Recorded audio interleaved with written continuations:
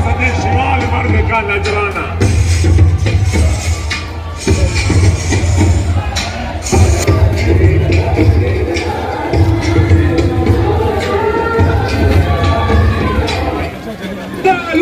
मोहम्मद अकबर। मैं शुक्रिया अदा करता हूं कि अवार्ड साहब हमारे दरमियान आ चुके हैं और मैं ये माइक अवार्ड साहब को देता हूं क्योंकि आप लोग उनका बहुत बेसब्री से इंतजार कर रहे हैं इस शेर के साथ कि ये तेरी मेरी बात है अखबार मत बना, आवाम को गुमराह मत करो कि तेरा मेरा रिश्ता क्या, ये तेरी मेरी बात है अखबार मत बना, इस देश को देश रहने दे बाजार मत बना, हिंदू भी चैन से है मुसलमान भी सुख से, उनकी बीच नफरत की दीवार मत बना।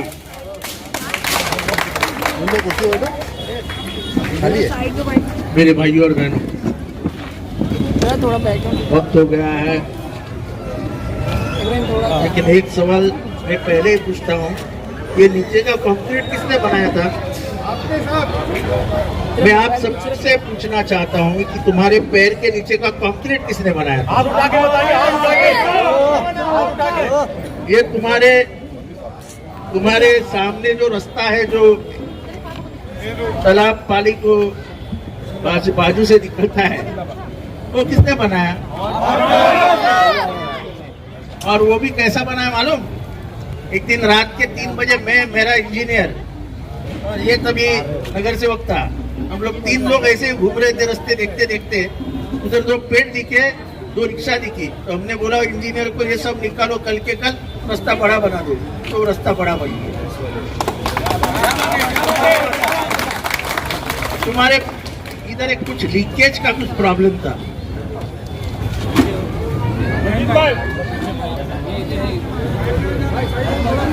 इधर आ जाओ। तो ऐसे अरे ऊपर दिखाने के लिए नहीं हाथ में, अगर पसीना आएगा तो उसको पंखा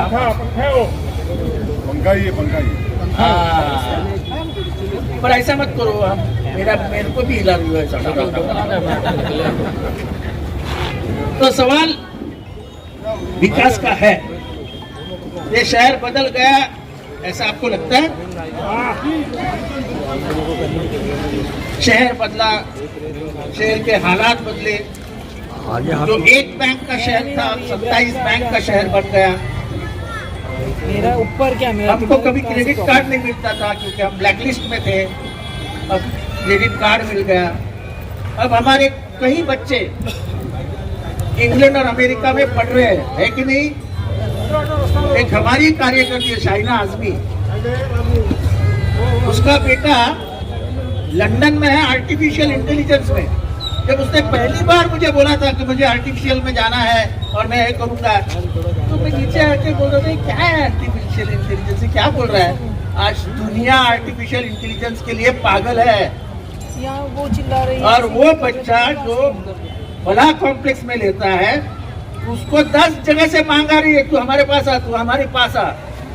पढ़ा किधर है? मुमरा में। कौन से स्कूल में? सिम्बोसिस में। मुमरा बदल गया कि नहीं? कई बच्चे ग्रेजुएट हो रही है, सीए हो रही है, बी हो रहे, बीए हो रहे, बीएससी हो रहे, हालात बदले, रास्ते अच्छे हो गए, दिखने के लिए मुमरा अच्छा हो गया। पहले दोस्तों को मिलाना लोगों को शर्म लगती थी कि मेरे दोस्त को मैं कैसे बुलाऊं, स्टेशन पे उतरेगा तो उसको कीचड़ दिखेगा। आज अपना स्टेशन कितना सुंदर है। तो ये सब बदलाव आने के बाद मैं आपसे एक ही सवाल पूछना चाहता हूँ, ये बदलाव हमने लाए, ठंडे दिमाग से लाए। मैं यहाँ था, एक दंगा हुआ, हिंदू मुसलमान कभी एक दूसरे के सामने आए, कभी भी यहाँ अमन और शांति का सवाल पैदा नहीं किया। 2 बजे रशीद कंपाउंड में कॉम्बिंग ऑपरेशन शुरू हुआ, रात के 2:30 बजे थे। मेरे को फोन आया, मैंने ये भी ध्यान नहीं दिया कि मैंने कपड़े क्या पहने थे। मैंने इतने से चड्डा पहना था, मेरे आंख पे चश्मा भी लगाना भूल गया और वैसे ही अंधे इसमें मैं गाड़ी चलाते आया। बाकी आगे नहीं बोलना, पर जिसने किया था उसको 24 घंटे में यहाँ से तबादला करवा। आप रशीद कंपाउंड के लोगों को पूछिए ये कितने बार कॉम्बिंग ऑपरेशन होता था रशीद कंपाउंड में, कितने बार कॉम्बिंग ऑपरेशन होता था मुमरा में। कहीं भी कुछ भी हुआ तो मुमरा से पकड़े गए, मुमरा से पकड़े गए, मुमरा से पकड़े गए। पिछले 10 साल में सुना है आपने कोई पेपर में कि मुमरा से पकड़े गए? अब तो बंदी हो गया, सवाल ही नहीं आता है। तो ये बदलाव तो लाया, लेकिन अब इस बदलाव के बाद आप कौन सी विचारधारा को लाओगे मुमरा में, ये सवाल पैदा होगा। क्योंकि जो घड़ी लेके आए वो घड़ियाल चोर है, वो पॉकेट मार है।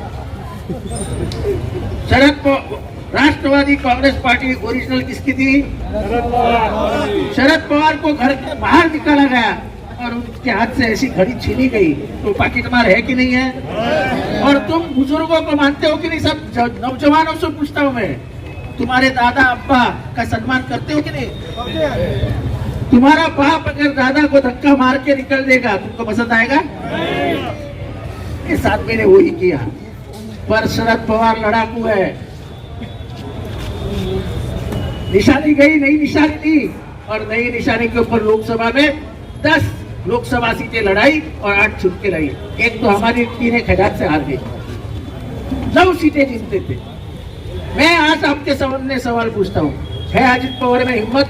ले नई निशानी और लड़ हमारे सामने, देखते तो कैसा 1000 वोट पाता है क्या?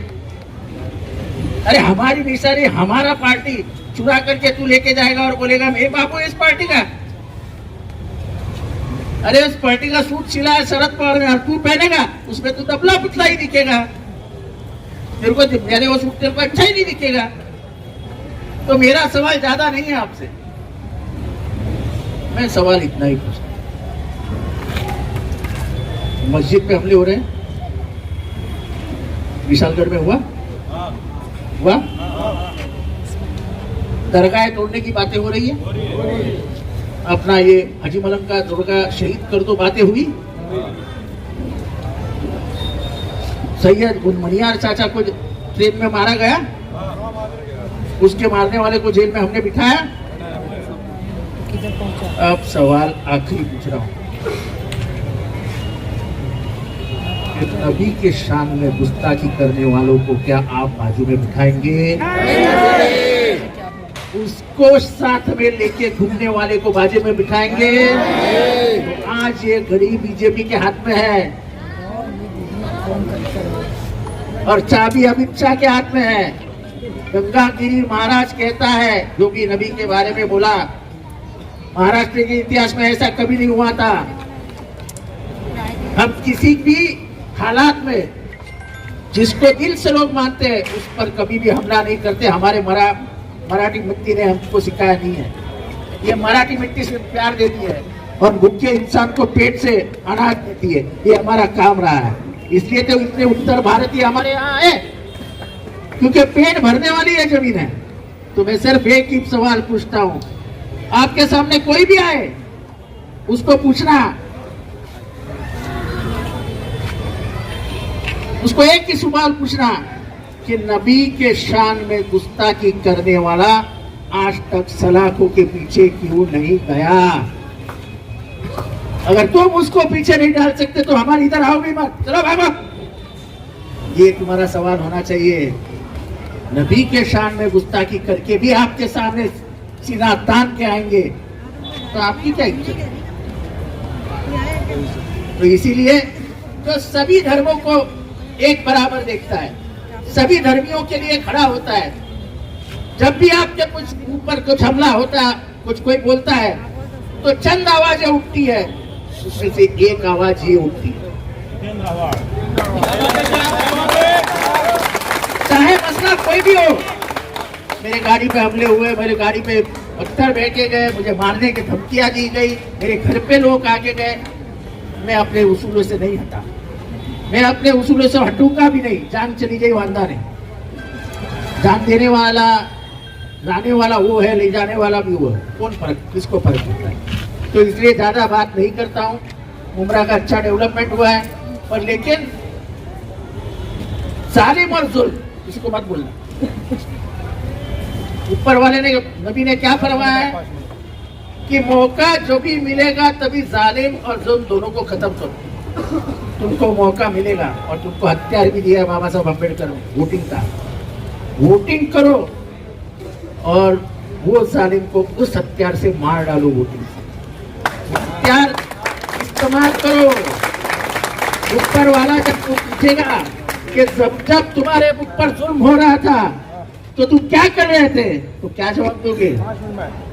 तो जालिम और जुल्म को खत्म करने के लिए डॉक्टर बाबा साहब अम्बेडकर ने तुमको एक हथियार दिया है, वो वोटिंग का है। उसका इस्तेमाल करके तुतारी निशानी पे बटन दबाकर, तुतारी बजाने वाला आदमी इस निशानी पे बटन दबाकर वोट दीजिए। इतना ही कहकर आपके दुआओं की दरखास्त करता हूँ। खुदा हाफिज।